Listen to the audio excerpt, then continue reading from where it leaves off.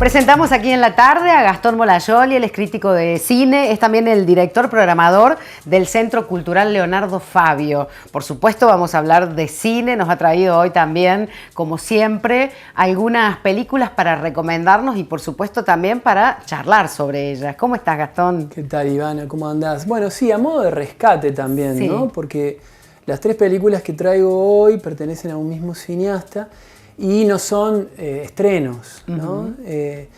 Por eso hablo de rescates, ¿no? Como una forma de bucear un poco cada tanto por la historia del cine y encontrar o reencontrarnos con algunas películas, o en este caso con un autor que para mí es fundamental para la historia del cine, no solo para Irán, porque su país de origen es Irán, sino también, te digo, digamos, para la historia del cine.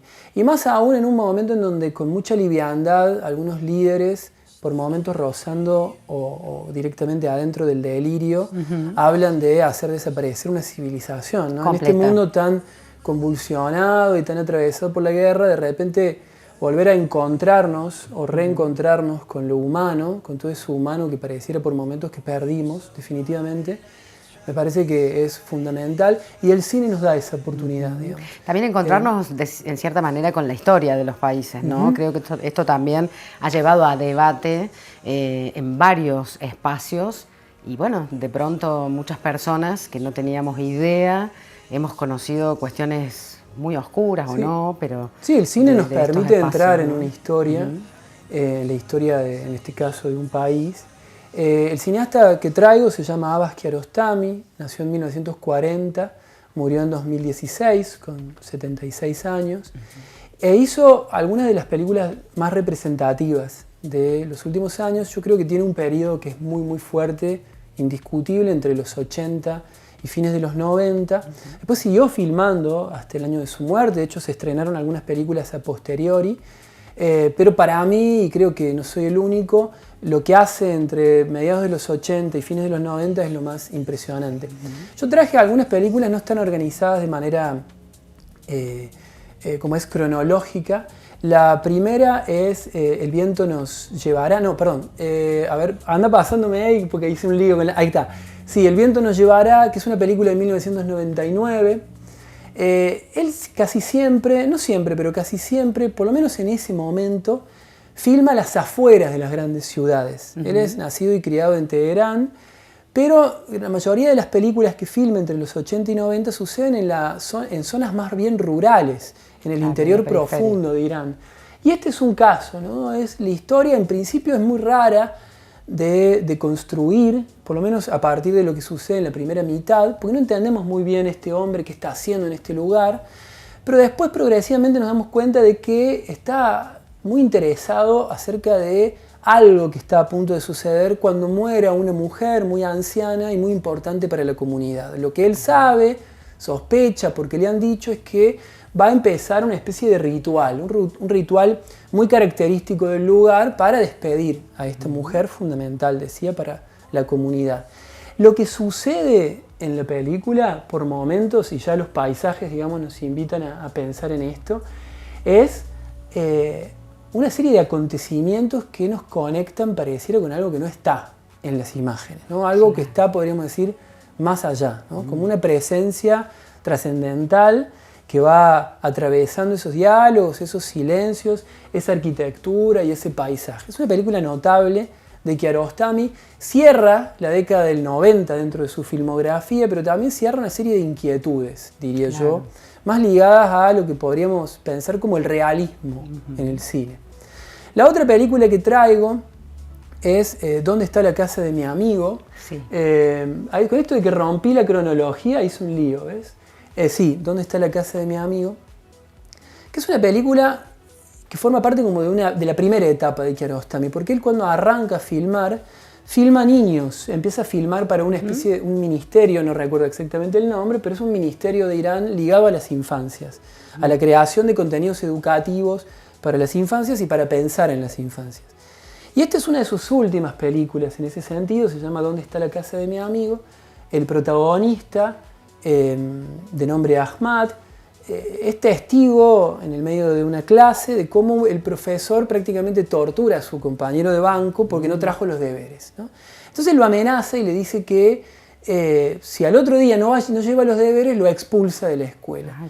Y él a la noche llega a la casa, él es el compañero, el de rojo es el protagonista, y cuando él llega a la casa se da cuenta de que tiene no solo su cuaderno, sino también el cuaderno del compañero. Son las 7 de la tarde, al otro día su compañero tiene que llevar la tarea, claro. Entonces trata de convencer a su mamá, a su abuelo, a sus padres de que le permitan ir a la casa, al otro lado de la colina donde está el pueblo del amigo, él solo que tiene 7, 8 años, para llevarle el cuaderno a su compañero de banco. Hay ahí, por supuesto, una urgencia, diría yo, de orden ético, claro, ¿no? Él está todo el tiempo atravesado por esa empatía, por esa compasión. Por la culpa también, ¿no? Por la culpa y por la compasión hacia su compañero. Por lo que le iba a pasar. Entonces, toda la película es de algún modo esa especie de aventura o esa épica, porque es como una película, diría yo, discretamente épica, claro, ¿no? Él tiene que llevarle antes que termine la noche el cuaderno a su compañero para que pueda completar los deberes. Es una película hermosísima que tiene, no voy a decir por qué o qué sucede, pero tiene para mí, si no uno de los finales, sino el final, diría yo, por lo menos uno de los 5 mejores finales de la historia del cine. Bueno.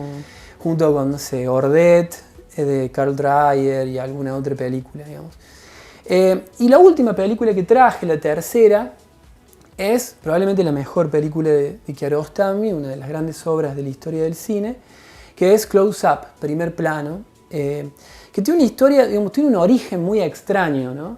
El protagonista es este muchacho, Sapsian, y tiene un origen raro, decía, porque Kiarostami está a punto, en los 90, está a punto de salir a filmar una película X que escribió, y de repente, faltando una semana para empezar el rodaje, lee la noticia de un hombre, un encuadernador de muy pocos recursos, que engaña a una familia haciéndose pasar por otro gran cineasta de Irán, quizás no tan conocido como Kiarostami, que es Mohsen Makhmalbaf, ¿no?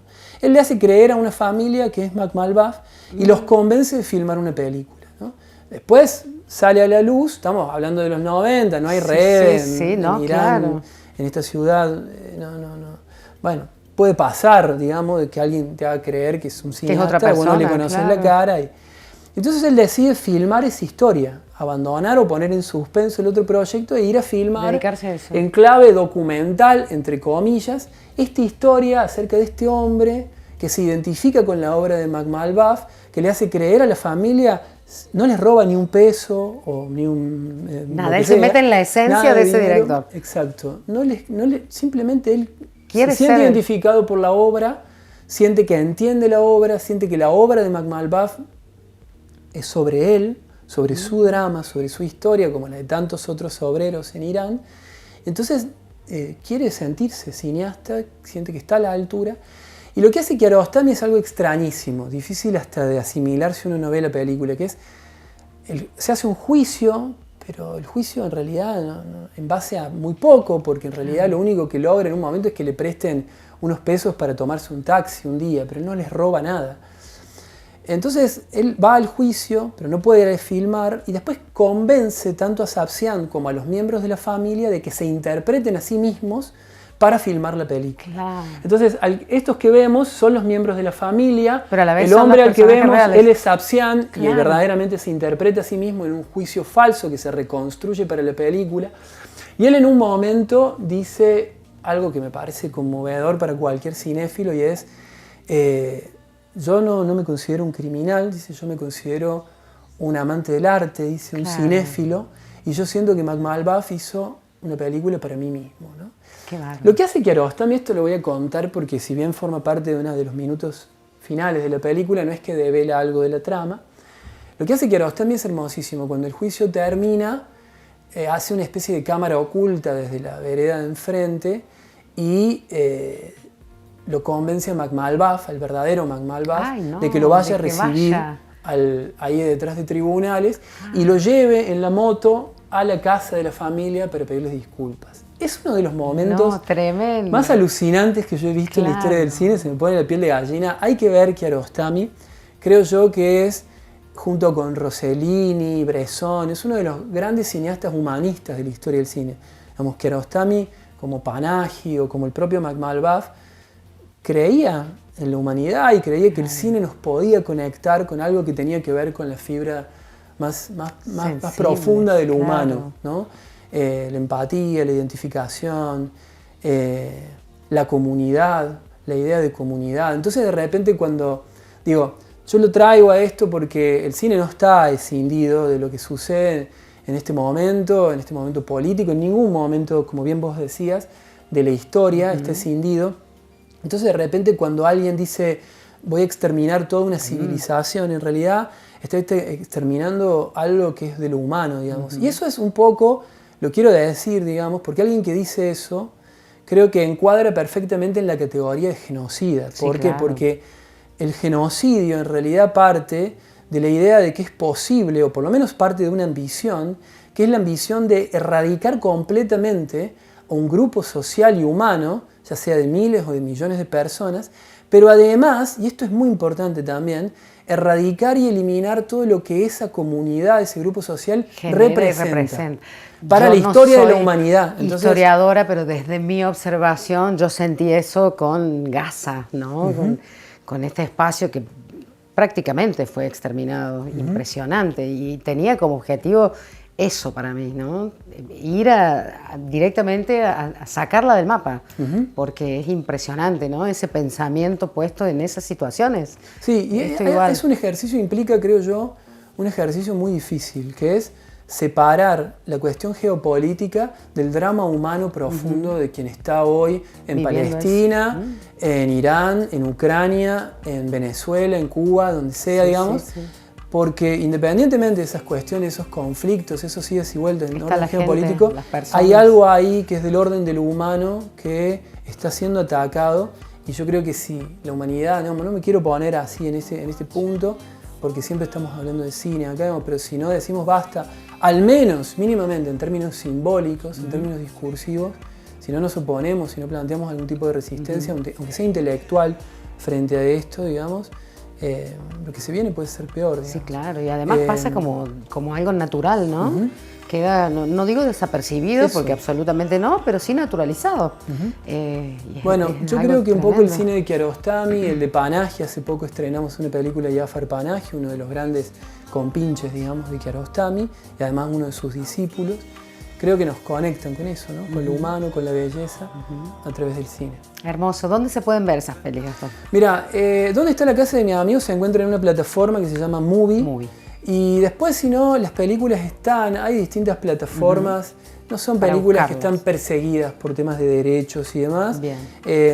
Algunas plataformas así de contenido online gratuito. Estoy pensando en ok.ru, ok.ru, donde uno pone simplemente primer plano, Kiarostami, ok.ru y ahí aparece. Con subtítulos en español. Así. Bien, les dejamos la data porque digo es interesante por ahí, no sé si en el orden, porque vos bien dijiste que no era tan importante, pero sí tomarse el tiempo para verlas, ¿no? En este momento tan puntual. Me quedaron afuera varias. La más conocida de él es El sabor de las cerezas. Decidí no traerla y rescatar en todo caso estas otras tres, pero es también una gran película. Hermoso. Te agradecemos muchísimo, como siempre, Gastón, tu presencia y tus recomendaciones. Gracias. Hasta muy pronto.